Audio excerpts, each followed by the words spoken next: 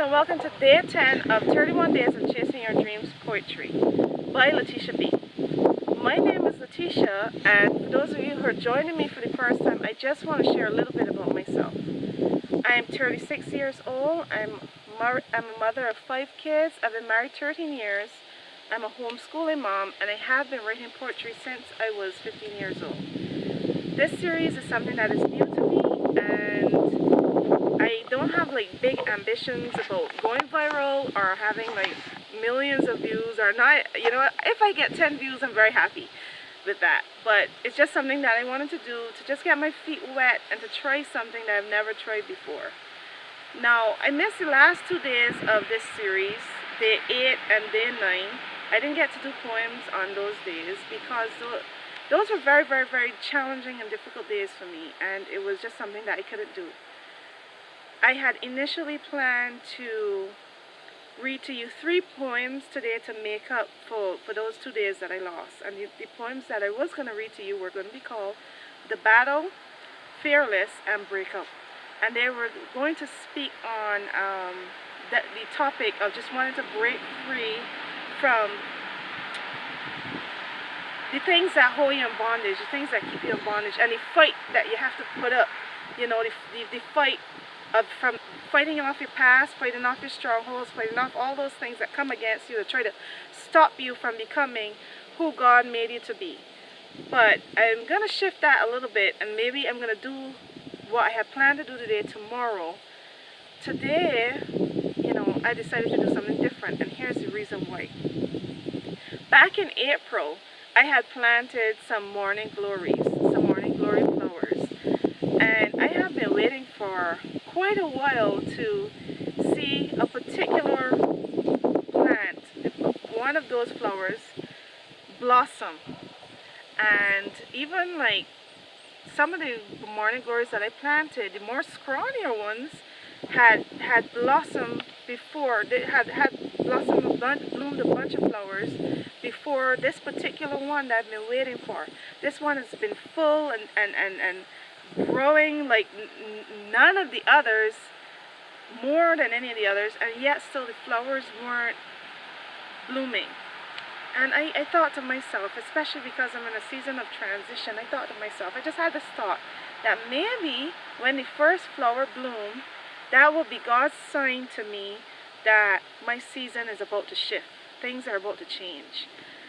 That's just a thought. I don't know if that's the case, but all I could tell you is that I've had the hardest 4 days of my whole transition journey over the last year, especially on Monday, and I've never felt, honestly, physically, mentally, and spiritually weaker. I'm actually surprised that I look a little bit more lively in this video because I have been not myself. I've not been my best. I've never felt more in need of God showing up in my situation and turning things around. Our needs are greater than they have been before, and it seems more pressing that God shows up. So, you know, I've been struggling a little bit with hope. I've been struggling a little bit with holding on to my faith and believing that all things work out for those who love God, believing that God has good plans for my life, and believing that He will shift things and turn things around. It's harder to hold on to hope when you feel your weakest, mentally, spiritually, and physically. So this morning, when I saw that the plant that I have been waiting for that bloom for so long, and in the back of my mind, thinking that maybe that's going to be God's sign that things are going to shift. When I saw that flower, and it was the most biggest bloom out of all the blooms that I have seen, the first thing that came to my mind, the first word that came to my mind was hope. And that is why I knew that today my original plan for what I was going to read had to shift into my poems that are entitled Hope and Hope Was With Us. Now, the first poem I'm going to read is called Hope. And I remember exactly the moment I wrote this. I wrote this poem when I was in the hospital. I was in the children's hospital. And I was waiting to be seen because things weren't going so right with my pregnancy, and it was not looking good. And that is a long story. That is a story that would have to be shared, you know, at a different time. But I wrote this poem because I needed hope most of all. I needed hope that everything was going to be all right, that my son was going to be all right, my son that I was pregnant with, and that things were going to turn out okay. So I wrote this poem in the hospital. I remember it clearly when I wrote it. So let me share this poem with you. It's called Hope. It's amazing how you could be surrounded by so many people and feel so alone. It's amazing how you can have a place to call your own, but it doesn't feel like home. It's amazing how the place you're at isn't where you want to be, but where you need to stay even though you want to flee. It's amazing how your dreams become so real when you close your eyes, but when you open them again, your reality you despise. I know the plans I have for you is written in God's word. Plans to prosper you, give you hope in the future. These words sometimes seem so blurred. Sometimes hope is hard to find, like a needle in a haystack. Sometimes hope is the one thing you need when it's the very thing you lack. Hope is a decision, sometimes a very hard one to make. It's believing in God's good plans for you, no matter how much strength it takes. Believing it will all work out for your good, even if it seems really bad. Knowing it will all turn out all right, and someday you'll be glad that God allowed this challenge to come your way and pulled you through day by day. Because through it all, you really did feel His presence, the presence of God so truly real. He strengthened your faith, He shaped your heart, and through it all, He did His part. He showed you His love, His grace, His mercy. He made you stronger through this journey. He kept His promise, His words are true. He wants nothing but the best for you. He's molding you like a clump of clay. You will be a beautiful vase someday. Victory is already yours. It is God's promise because you had hope when life was hardest. And I can tell you something about that story. My son did die, but you know what? It did have a kind of happy ending in terms of me. I thought that I would never be able to make it through that situation. I thought that situation was going to take me out, but it didn't take me out. It made me stronger. And I did feel God's presence so real in that situation. And, you know, I didn't end up being angry at God for what had happened. But I had seen God bring me through the hardest thing that I would ever have to face in my life, that I have ever faced in my life thus far. The next poem I want to read to you is called Hope Was With Us. And this was inspired by the day that I went to have a C-section.